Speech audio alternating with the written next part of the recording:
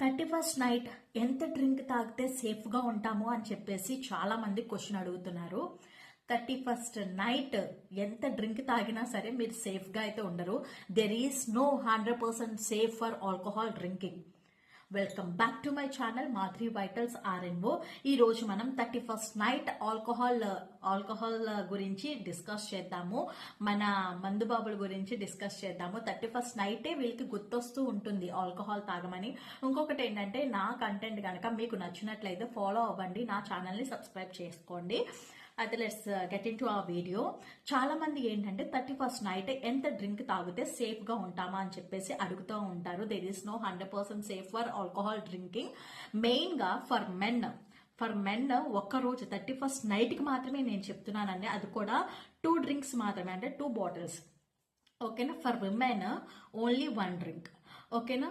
And for men నేను చెప్పేది, for మెన్కి వీళ్ళు ఏంటంటే ఇష్టం వచ్చినట్టు తాగేస్తూ ఉంటారు. పెగ్ బై పెగ్ వేసేస్తూ ఉంటారు. అలా మీరు వేయొద్దు.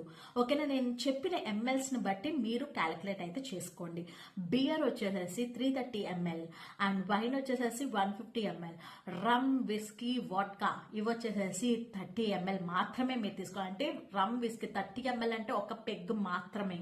అండ్ వైన్ వచ్చేసేసి 150 ml కాబట్టి కొంచెం అంటే కూలింగ్ వాటర్ బాటిల్ ఉంటుంది కదా, 20 రూపీస్ది, అంత వాటర్ బాటిల్ అంతే. ఇంకా ఒక 330 ml అంటే చిన్న, కొంచెం దానికంటే కొంచెం పెద్ద సైజు వాటర్ బాటిల్ అంతా మీరు తీసుకోవాలి. అది కూడా వెంటనే వేయొద్దు, ఇమీడియట్గా సిప్స్ అంటే కొంచెం కొంచెంగా తీసుకోవాలి. ఇంకొకటి ఏంటంటే, మీకు ఒకవేళ గనక హెవీ డ్రింకింగ్ అయ్యింది, మీకు తెలియకుండా నేను చెప్పిన వాల్యూస్ కంటే కూడా హెవీగా అయిపోయింది అంటే కనుక దాన్ని హెవీ డ్రింకింగ్ అంటారు.